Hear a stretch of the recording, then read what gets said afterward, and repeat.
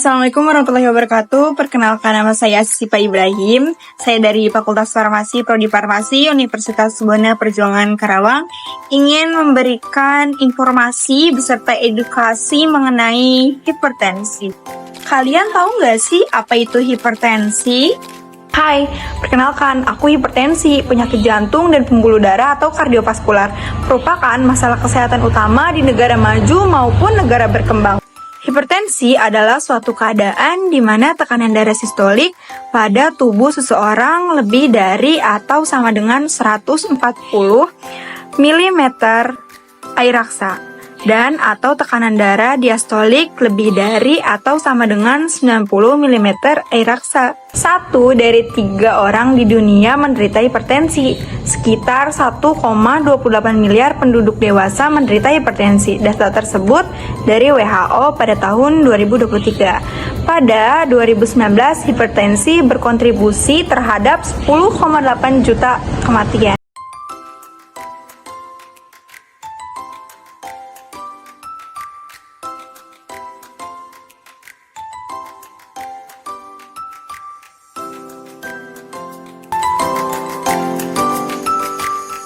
Faktor risiko hipertensi terbagi menjadi 2. Ada hipertensi yang tidak dapat diubah dan juga yang dapat diubah.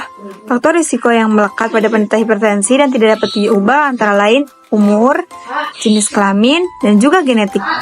Faktor risiko yang dapat diubah, faktor risiko yang diakibatkan perilaku tidak sehat dari penderita hipertensi antara lain merokok, konsumsi garam berlebihan, keberatan badan atau kegemukan, diet rendah serat, kurang aktivitas fisik, konsumsi alkohol, dislipidemia, dan juga stres. Ya kan, penderita hipertensi tidak merasakan gejalanya. Nah, alasan kenapa hipertensi disebut sebagai silent killer. Gejala hipertensi: penglihatan kabur, telinga berdenging, mimisan, jantung berdebar-debar, mudah lelah, sakit kepala atau vertigo, dan rasa berat di tengkuk. Hipertensi bisa dicegah dengan melakukan pola hidup sehat yang dianjurkan seperti memenuhi gizi seimbang dan membatasi gula, garam, serta lemak. Mempertahankan berat badan dan lingkar pinggang ideal yaitu pria kurang dari 90 cm dan wanita kurang dari 80 cm.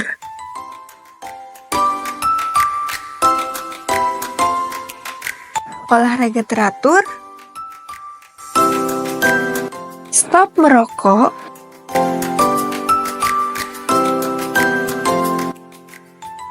hindari konsumsi alkohol, konsumsi obat secara teratur, karena penderita hipertensi membutuhkan pengobatan yang lama dan terus-menerus sepanjang hidup. Ukur kadar gula darah, tekanan darah, dan periksa urin secara teratur. Dan jangan lupa, tekanan darah yang diperiksa harus dicatat sehingga dapat dimonitor secara ketat. Mengapa hipertensi berbahaya?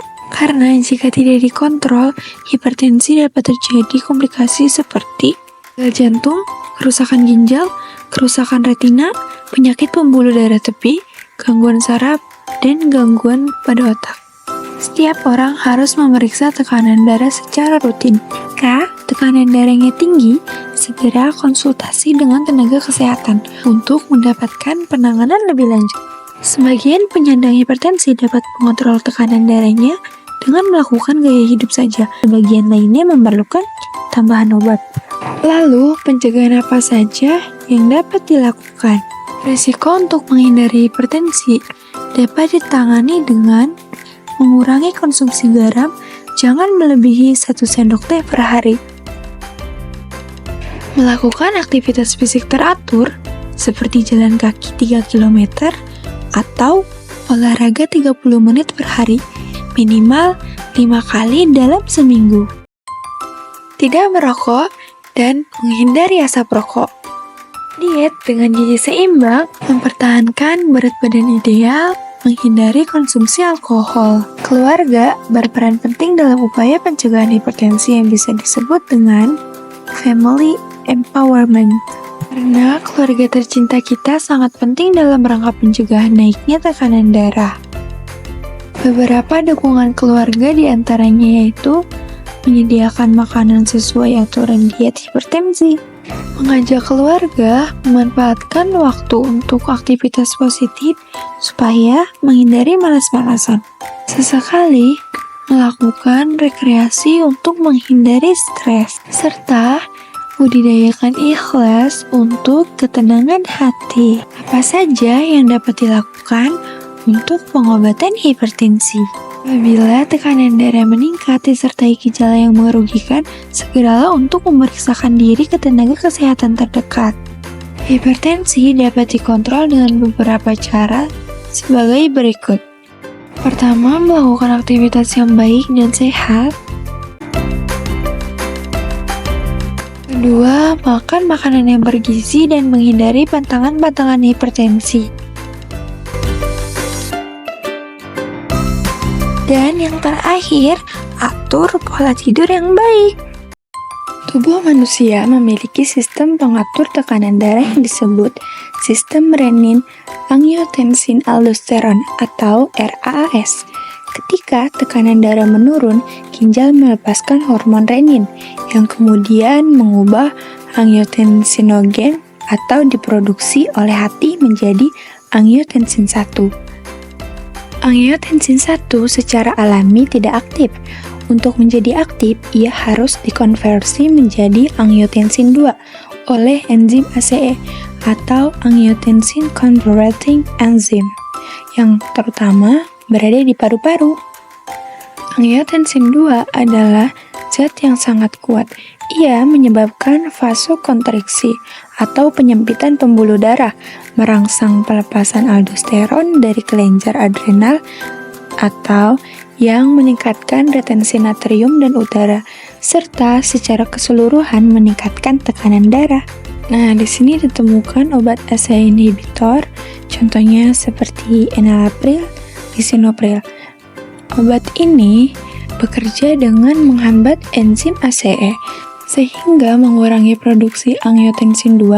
Akibatnya terjadi vasodilatasi atau pelebaran pembuluh darah, penurunan volume cairan tubuh, dan penurunan tekanan darah secara keseluruhan. Sehingga mengurangi produksi angiotensin 2, akibatnya terjadi vasodilatasi atau pelebaran pembuluh darah, penurunan volume cairan tubuh, dan penurunan tekanan darah secara keseluruhan. Terdapat ARB seperti losartan, valsartan. Obat ini bekerja dengan cara menghambat efek senyawa angiotensin 2 yang bisa menyempitkan pembuluh darah. Kalsium channel blocker seperti amlodipin bekerja dengan cara menghambat masuknya ion kalsium ke dalam sel otot polos pembuluh darah dan sel miokardium. Hal ini menyebabkan otot pembuluh darah menjadi relaksasi dan pembuluh darah melebar, sehingga menurunkan resistensi vaskular, variver, dan tekanan darah. Hidroklorotiazid adalah diuretik tipe tiazid yang menghambat resorpsi natrium di tubulus contortus dista ginjal untuk membantu menghilangkan air dan garam dari ginjal, kemudian mengeluarkannya melalui urin.